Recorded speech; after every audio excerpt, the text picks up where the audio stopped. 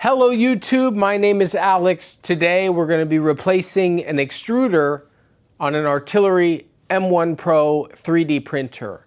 Similar specs to the Bamboo Labs 3D printers. The only reason the extruder clogged was I tried to print TPU, Ninja Tech Ninja Flex TPU, a very rubbery material, and I believe it folded over inside of the extruder and caused the gears to jam up. So not to be confused with the nozzle that heats up as the filament is going through. To heat it, the extruder itself is actually a little assembly with a motor, a stepper motor, and a small gearbox to grip and push the filament out of the heated nozzle.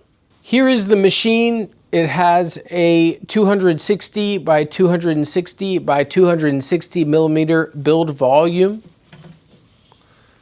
If you can see, there's a fan in the back with a heater behind it to blow hot air in to heat the chamber up to print materials like polycarbonate or carbon fiber nylon.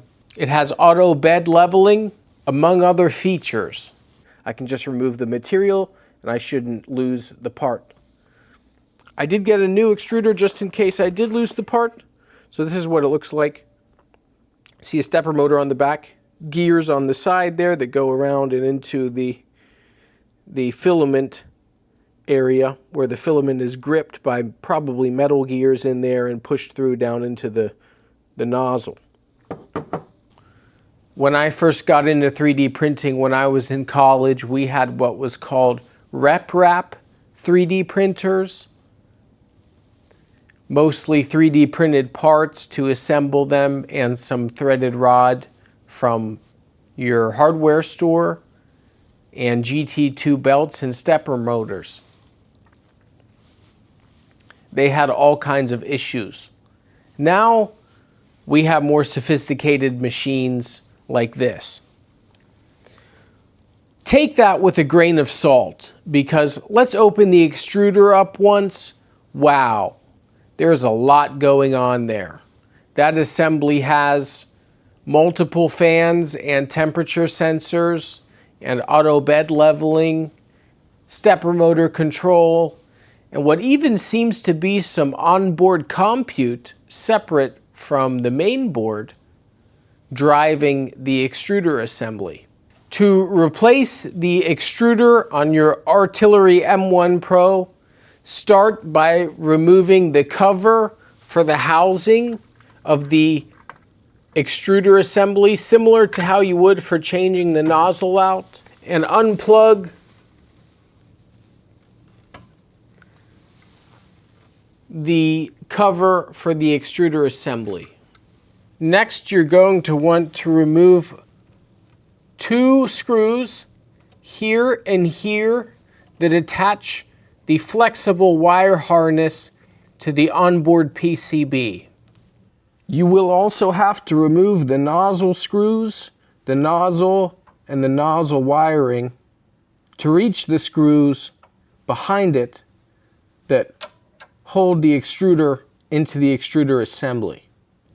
On top of that, there are three screws here, here, and here behind this wire that you're going to want to remove the PCB. After you do that, the whole PCB will come off. You only have to remove the stepper motor wires and the stepper motor control circuit wires here to remove the PCB enough to swap the extruder. There are also four screws here, here, here, and here in the corners that attach the extruder itself. So you need these two screws, the three screws on the PCB, and four screws in the corners attaching the extruder to the extruder assembly. After you remove those 4 screws, the extruder will slide out and you can pop a new extruder in the same fashion, replace the screws, and plug the new wires in.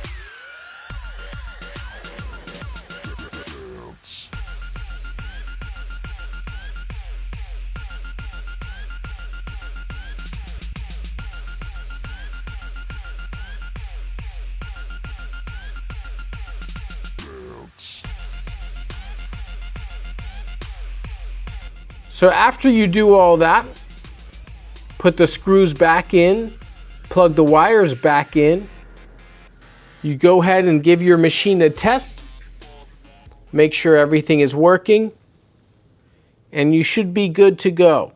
My advice for performing maintenance on a machine as sophisticated as this is to wear a headlamp, use telescopic magnets. It's how I exchanged the extruder on my Artillery M1 Pro.